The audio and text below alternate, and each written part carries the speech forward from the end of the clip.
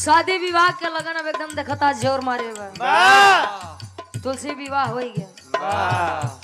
लगन कुल भतराई भतराई नहीं भतराई ढंग से बोला करा जाग जा।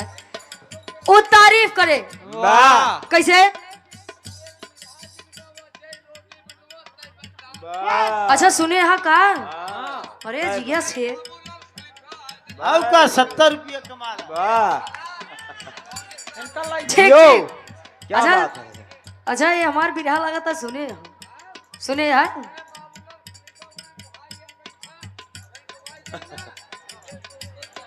हाँ, अरे हम जाना था ही।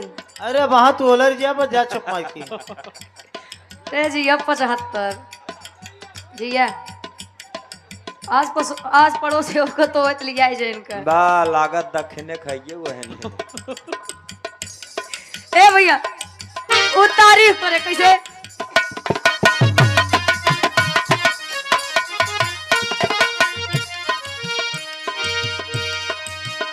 बड़ा झरले बाड़ू काजर मरले बाड़ू।